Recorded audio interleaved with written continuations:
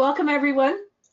We're pleased to have as our presenter today Dr. John Holcomb, who is the Associate Dean and a Professor in the College of Sciences and the Health Professions at Cleveland State University. For today's webinar, he'll give a presentation entitled Supplemental Instruction in Introductory STEM Courses. The way the webinars work is that all listeners are muted during the webinar. You can ask questions at any time by typing them into the questions box. We'll be sure to ask those questions towards the end and give the presenters a chance to respond. You can also use the chat box if you're having any technical questions. At this point, I'll turn things over to Dr. Holcomb. John, go ahead. Hi, welcome to the webinar. It's my pleasure to be presenting here. I'm going to be talking about how we here at Cleveland State University use supplemental instruction in introductory STEM courses. I ran this idea by Dennis Pearl over the summer, and he thought it would make a good webinar, and I'll try to relate this to statistics more specifically near the end of my slides. So around 2012, I am the PI on a NSF grant that was awarded to Cleveland State University with the goal of raising our pass rates in college algebra, trigonometry, Calc 1, and Calc 2. So I have here our NSF award numbers. It was a STEP grant back when those were still around for NSF, and then we got some supplemental funding a year later from an LSAMP grant, the Lewis-Stokes Alliance for Minority Participation in STEM. That grant is an alliance grant for Ohio led by The Ohio State University, and Cleveland State is a participant in that. So there's a lot of stuff related to Operation STEM that I'm not going to talk about today, but one of the things that we utilized in this grant to help raise our pass rates in these gateway math courses is mandatory supplemental instruction. At the time, we had read the literature. I had gone to several NSF conferences, and they were advocates for supplemental instruction, but the thing that I kept hearing is that it needed to be mandatory in order to be effective. And so we adopted mandatory supplemental instruction in what we call Pre-Calc 1, which is a college algebra course. And the screen that I'm showing you now is a screenshot from our CampusNet system. And if you go to the top class here, this Monday, Wednesday, Friday, 9, 10 to 10, that would be the regular class time, the 3 hours a week of class for that. But then you see right below it, you see 10:15 to 11:05 a.m. That is the mandatory supplemental instruction. On our campus, using a PeopleSoft registration system, we were able to build right into the registration system that this mandatory supplemental instruction would be built right into a student's schedule, so that would not allow that student to register for another course at the same time as a supplemental instruction. And so we made the supplemental instruction attendance mandatory as part of the class time as well. I have to admit that the first year that we did this, there were a few students, and by a few, I would say 5 to 6 that actually made it to my office as chair of the mathematics department, who complained that they needed to go for this extra supplemental instruction. And then thereafter, it became part of the culture for this class and for Pre-Calc 2, which is our trigonometry class. The way that we do the mandatory supplemental instruction is that a full-time faculty member or a part-time faculty member runs the class. So the 3 50-minute sessions that are in the class, those are run by the instructor. And then the supplemental instruction is run by students. And we call these facilitators the STEM peer teachers, or SPTs.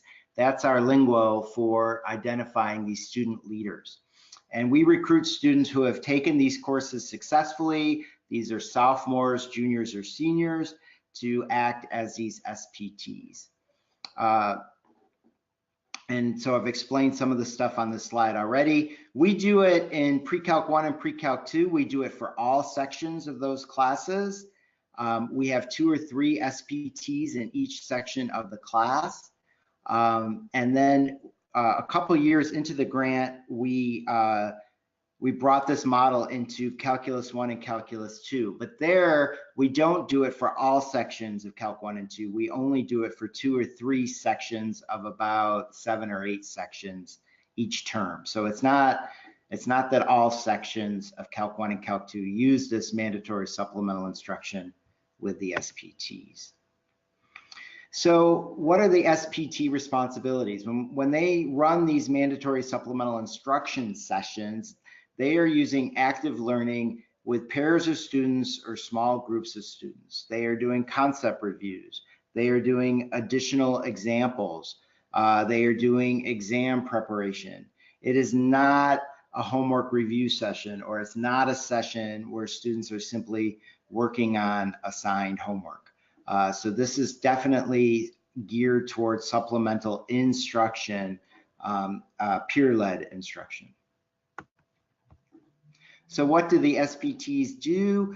They take attendance at these sessions. We have a mandatory attendance policy for class and the sessions. And actually this semester, we've gone a bit more strict, where they are allowed 7 absences, and then they fail the course if they miss more than that. The SPTs are responsible for texting students. We use a texting software program to reach out to the students to alert them that, hey, we noticed that your homework isn't done, or hey, we noticed that you haven't been in class, to outreach to the students. The SPTs are also doing a subset of written homework. So we use online homework. In pre-calculus 1 and 2, we use ALEX, and in calculus 1 and 2, we use web work. And each week we've picked 5 problems that the students actually have to write out on paper, and the SPTs are grading that written homework on a scale of 0, 1, or 2. And then the SPTs actually lead the mandatory supplemental instruction session.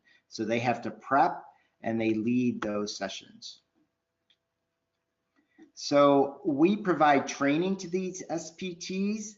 In the fall semester, all the SPTs get 15 hours, 2 days of training. And if the student is a new SPT, he or she gets an additional 8 hours of training in the fall. And then we do training again in the spring prior to the start of the January term, and that's an additional 21 hours of training in the spring.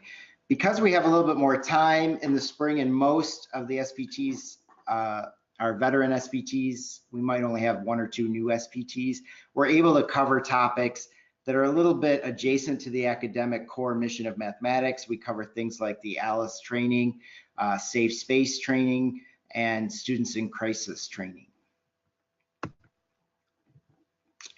So each session of this mandatory supplemental instruction, the SPTs have crafted an agenda. And that agenda begins with sharing of good news. The students in the class are invited to share any good news that they have, that they got an A on a bio exam or something like that, or they found a shorter route to school, or what have you. There's also a joke of the day or a quote of the day. And then there's the typical kind of class reminders. When are the homeworks due? When are the upcoming quizzes and exams? When are some out of class time study sessions available? Stuff like that.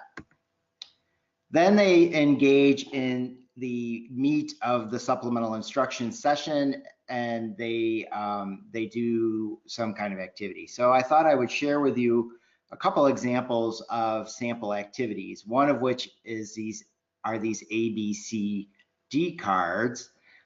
So each student has a green, a blue, a yellow, and a red card with the letter A, B, C, or D. And then on the front of the room, a problem is presented on PowerPoint slide 1.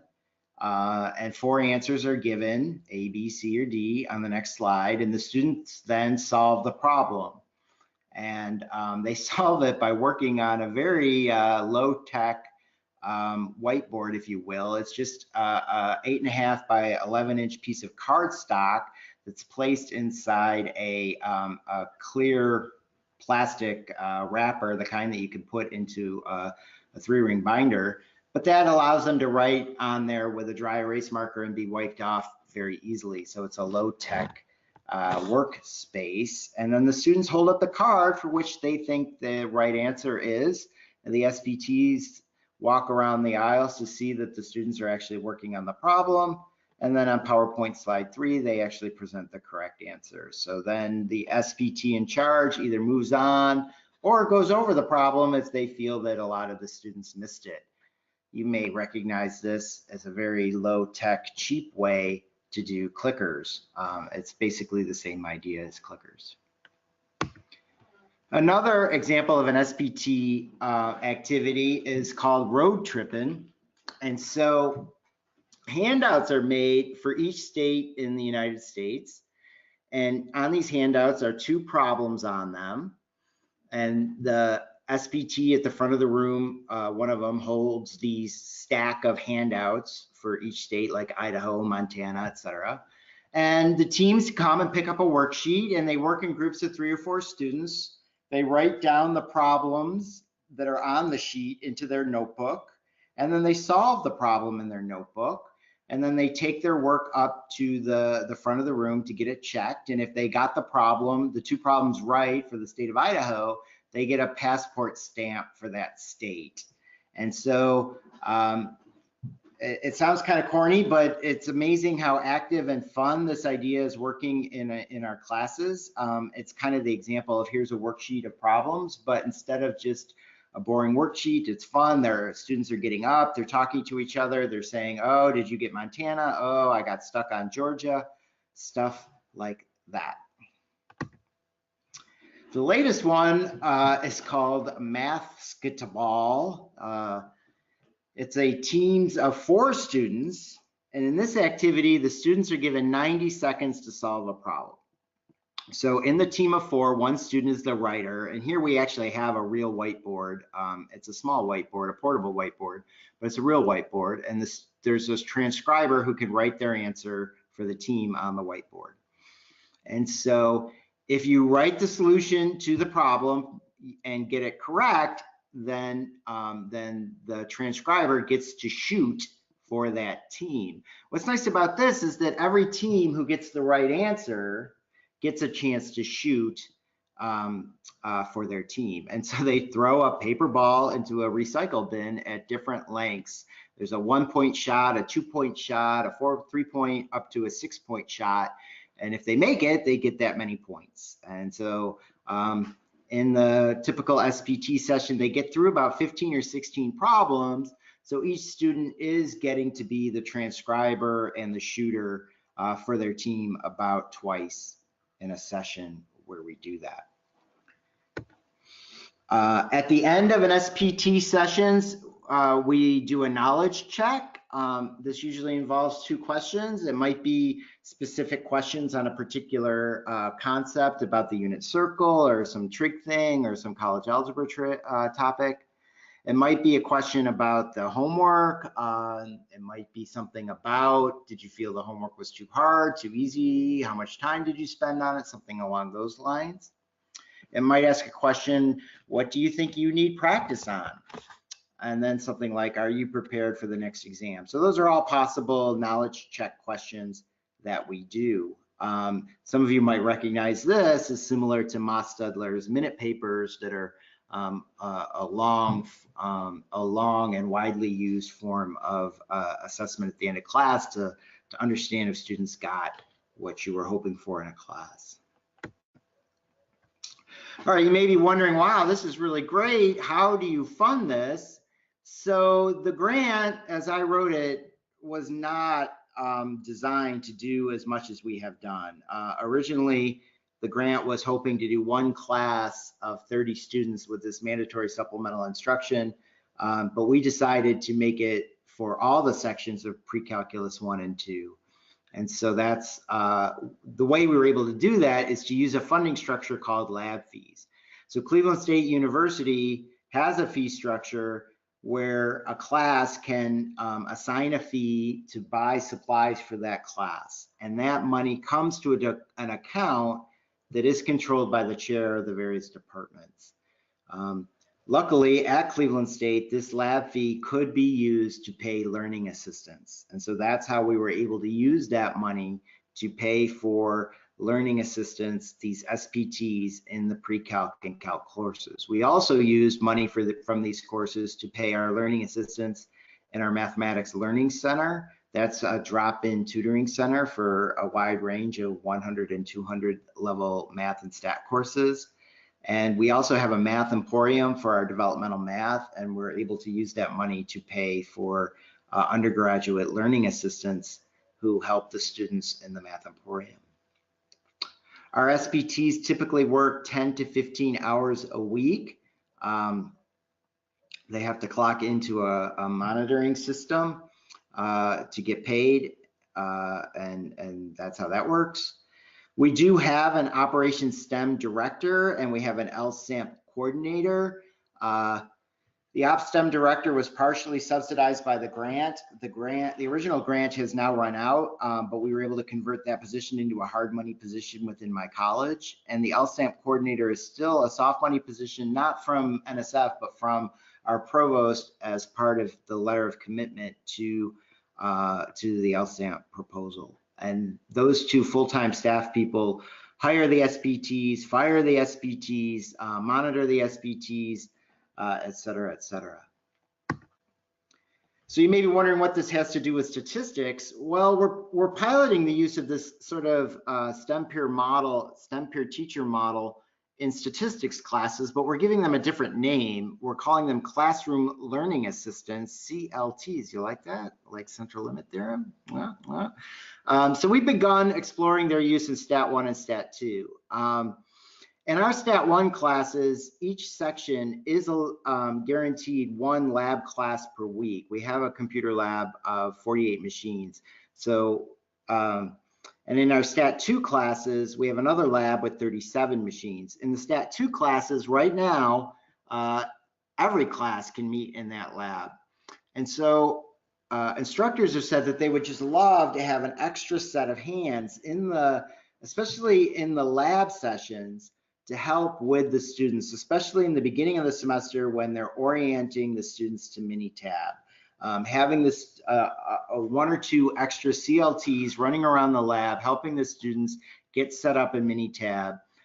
We've tried this a few times and the instructors really, really like it. And then they like having them in the class the rest of the term whenever they're in the lab to help, to help the instructor keep everybody going at the same pace and not get hung up on a stupid thing like they missed an instruction or they missed a button or they don't know how to make a histogram in Minitab, et cetera. Just having those students around to help helps the class just move much more smoothly.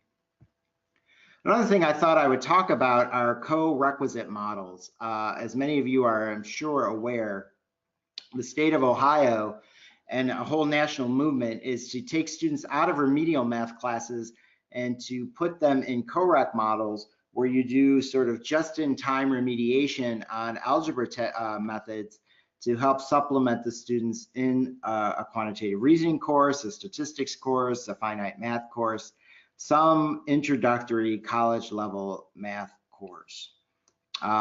We are exploring the Co-Req model for our quantitative reasoning class and for our intro Stat 1 class. And we're trying to see how we can use this SPT model, the supplemental instruction model, to do active learning in these remedial sessions with some hybrid with the instructor. We're trying to figure out how many credit hours it would be, but you can see we have the bones in place, if you will, in the way that our campus registration system works to set up this system.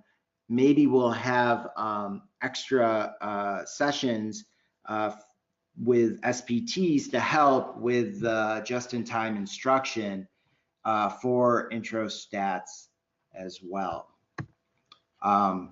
As many of you are aware, if you're a cause regular, statistics education has a long and rich history of active learning ideas. So I think that Stats 1 is really open to this idea of taking this SPT model and opening it up for introductory statistics. one suggestion may be to take a regular intro stat class, do active learning centered instruction for 15-20 minutes of lecture in the beginning, and then the rest of the class could be data explorations, and then have the classroom learning assistants in the class assisting the professor as the students are doing those data explorations. We did this kind of an approach in a finite math class this past spring semester. We had a very large class of, well, not very large by Ohio State or Penn State standards, but we had a large class of 60 students. We had an instructor with 3 SPTs, and that instructor lectured for 50 or 20 minutes each class period, and then the rest of the class time was spent on working illustrative examples with the SPTs bopping from group to group, from team to team, and the instructor as well. And the SPTs were charged with texting the students, asking why they weren't there, if they missed class, etc. We had the highest ABC pass rate that we've ever had in that finite math class. I'll close here with just some quick lessons learned. At Cleveland State, we have a large population of first-generation under-resourced students, and we have found that these students need one-on-one attention to help them navigate college life and the demands and to scaffold academic success. One of the things that we think is wonderful about the SPT model is the peer-to-peer interactions. We think that the students are less afraid to ask for help if it's a fellow peer student. And by asking for help, we mean not only academic help, but help navigating life. Asking what to do when their car breaks down, asking what to do when they're sick or when people around them are facing a crisis, when they're having a family crisis. All of these things, as you know, can derail a college career. And so that's one of the things that we've learned, that these SPTs are really our early alert system. They have their ears to the ground. They know what's happening with our students. And we've also learned that the SPTs are on a growth model as well. These are student employees and they mature at different rates. And so with them too, we have to have patience and we have to have compassion, but we need to provide firm structure. We set expectations, we set practices in place so that the students know that this is SPT job on campus is a position of real importance, and people are relying on them, not only the students in the class, but their fellow SPTs and me as the PI and my 2 full-time staff people. And so we set the bar high and they have largely risen to it. It's been a real growth experience and a real camaraderie bonding experience for the SPTs. I think some of the students might have dropped out had it not been for the camaraderie of the SPTs. They keep each other going and have helped students earn their either their STEM degree or whatever they chose to be their major. So I will close there and now open this up for questions. Well, thank you, John. And if any of you have some questions and want to type them into the question box, I'll go ahead and read those out to John and he can answer them. You didn't necessarily mention what kind of results you've had. I'm assuming they're excellent results or you wouldn't be expanding the program in those gateway math courses.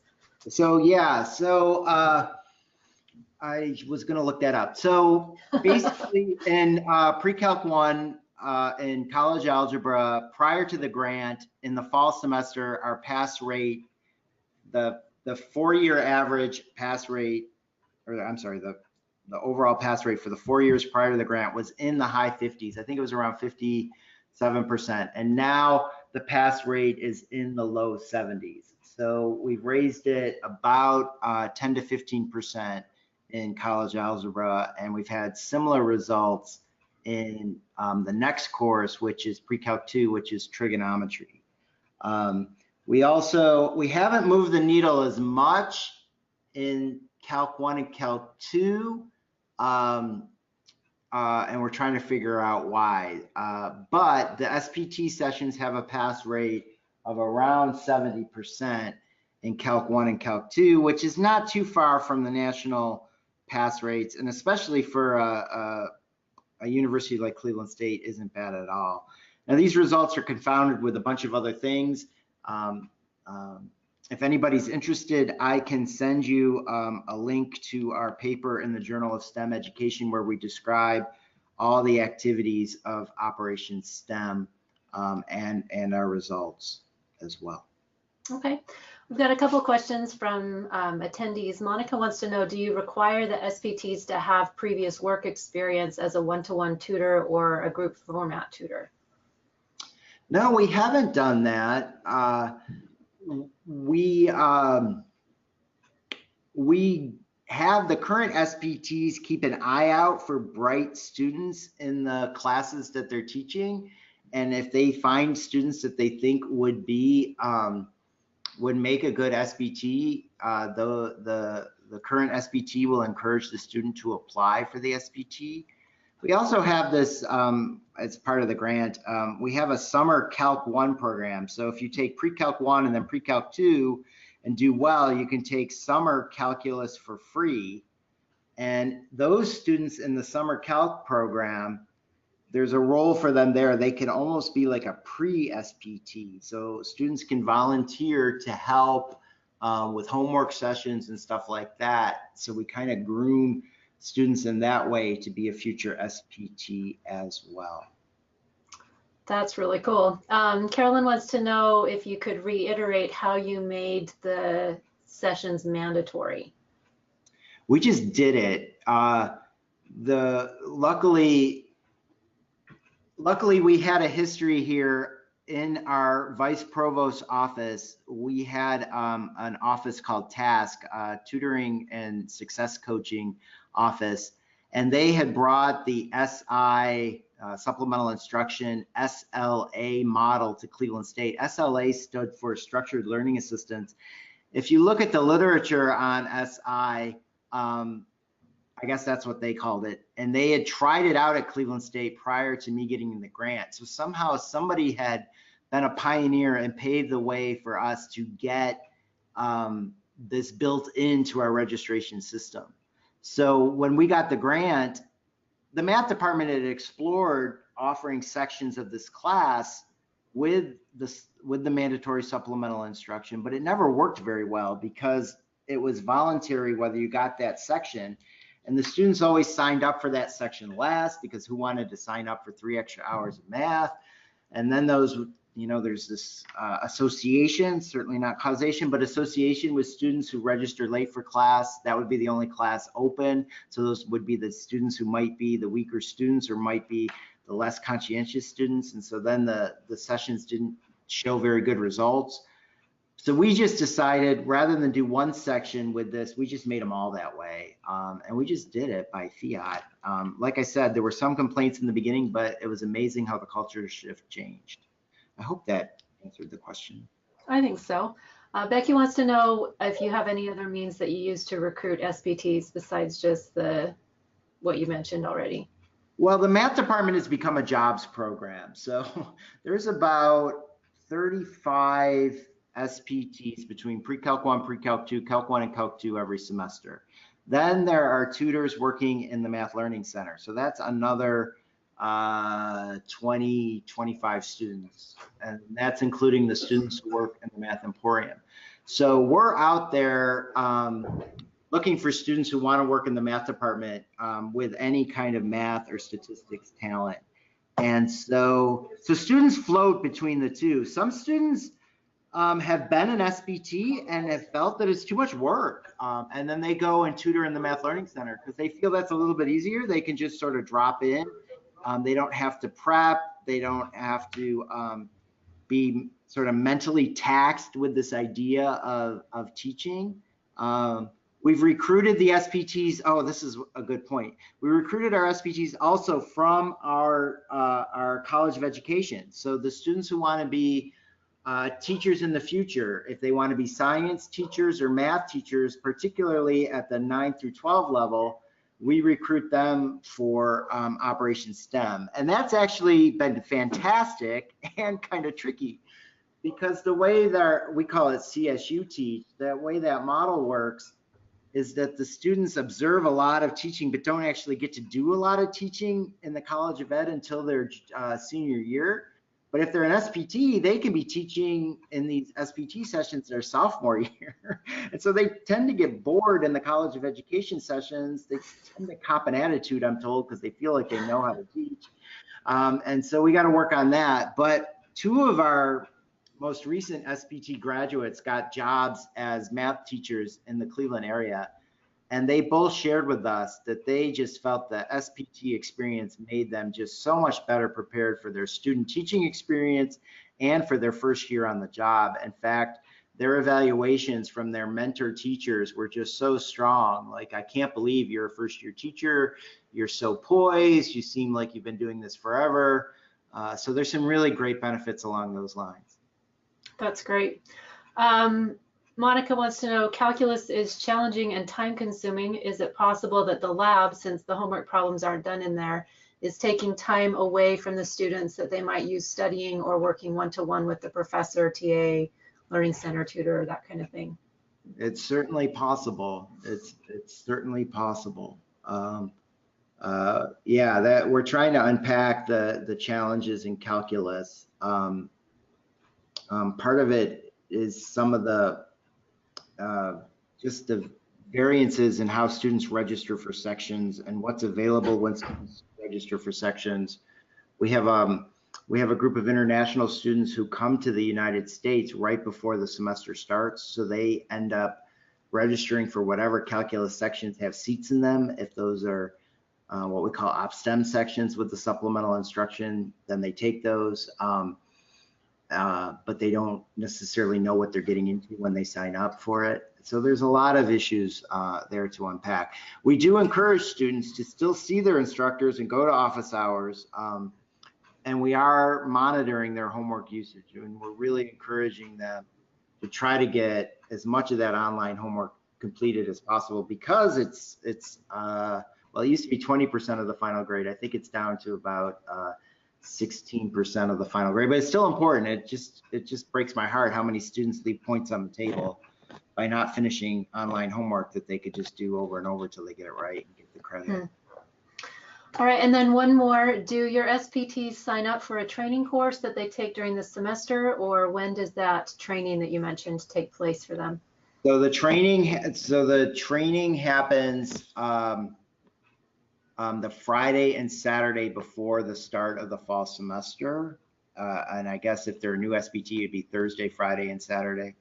And then it happens in the week before classes start in January. We do pay them for that training. We include it as part of the hourly wage. We also have a weekly meeting. So at Cleveland State on Tuesdays and Thursdays between 11:30 and 12:30, we have what's called Common Hour, where there are no classes in session, although that's not entirely true. Lab sessions do sometimes occur during those times. But on Tuesdays, we have all the SPTs come together. They break into meetings by class level. All the pre-calc 1s meet together, all the pre-calc 2s meet together, all the calc 1s meet together, and the calc 2s meet together. And we do pay them for that hour. We have a whole SPT structure. There are what's called lead SPTs. So each course has a lead SPT who offers support to the other SPTs who are actually doing the teaching. And then there's an overall head SPT, and they have meetings with the 2 full-time faculty every week as well. And we pay them for that time. So there's a ladder of responsibility. Now, these are students who are very, very careful about no student fires another student, that kind of thing. We have to be very careful of those kind of issues. Well, it sounds like you're doing really amazing work, and we thank you very much for sharing this with us today. We have a lot of webinars coming up this fall, so I encourage everybody to keep their eyes on their emails or on the CAUSEWeb website, and we will see you all next time. Thanks for coming, and thanks again, John. Thank you for the invitation.